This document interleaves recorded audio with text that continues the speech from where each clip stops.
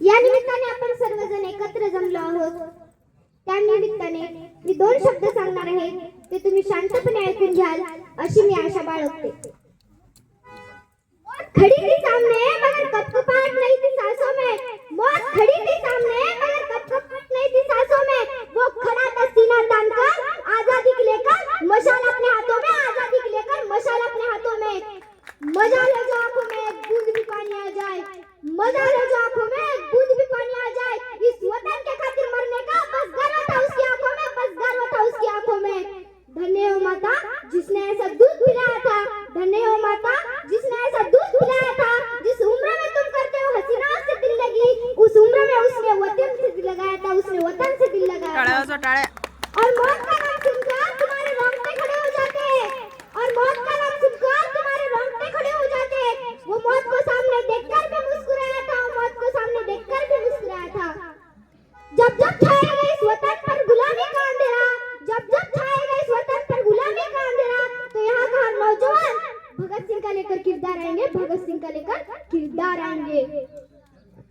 संविधानाचं पहिलं पान आणि कलम म्हणजे India that is Bharat. Bharat आणि इंडिया हे दोन्ही नाव आपल्याच देशाचे आहेत.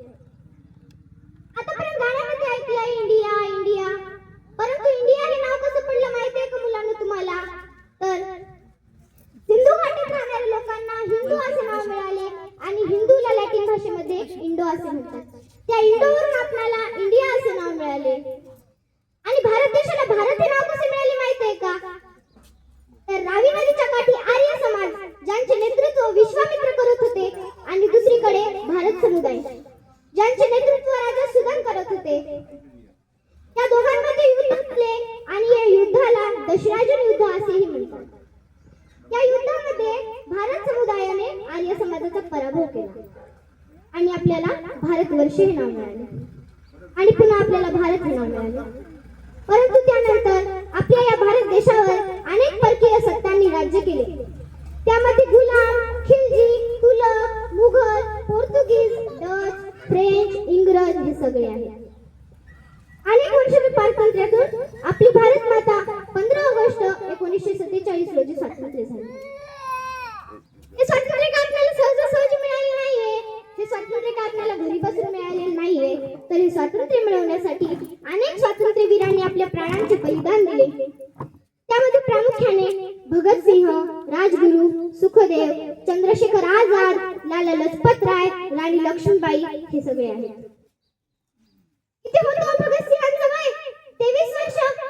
सायमान परत जा अशी घोषणा करत लाला लजपत रायांनी इंग्रजांविरुद्ध आंदोलन उभं केलं. तेव्हा लाला लजपत रायांवर पोलिसांनी, इंग्रजांनी डोंड्यांचा मारा केला. डोक्यामध्ये बंदुकी घातल्या. तेव्हा लाला लजपत राय खाली पडले.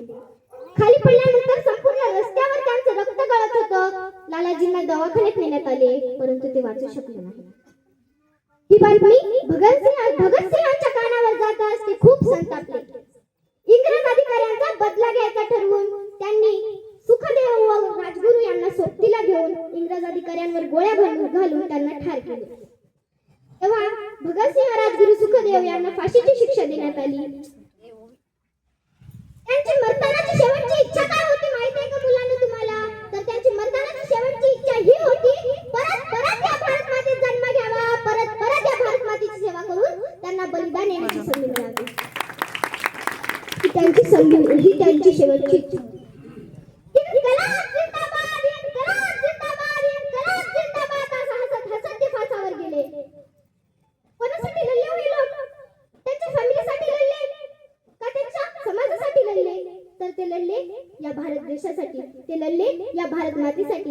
या भारत देशासाठी, या भारत मातेसाठी लढताना ते जात पात धर्म काहीही बघत नव्हते. ते फक्त एकच लक्षात ठेवायचे, आपण भारतीय आहोत आणि ही भारत माता आपली आहे.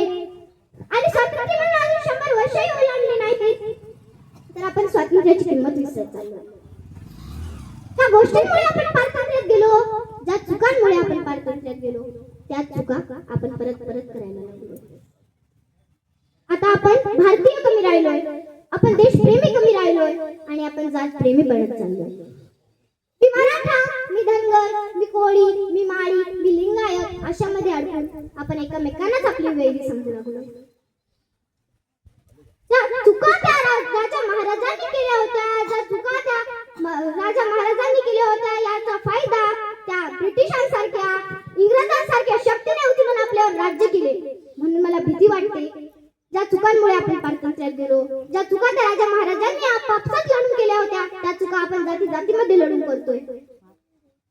मला भीती वाटते की आपण परत पारतंत्र्यात तर जाणार नाही ना, आपण परत गुलामगिरीत तर अडकणार नाही ना. म्हणून सर्वांनी एकोप्याने राहून भारत माझा देश आहे प्रतिज्ञा केवळ प्रतिज्ञा न ठेवता आपल्या मनामध्ये आणि आपल्या डोळ्यामध्ये उतरवायला पाहिजे. ही काळाची गरज आहे.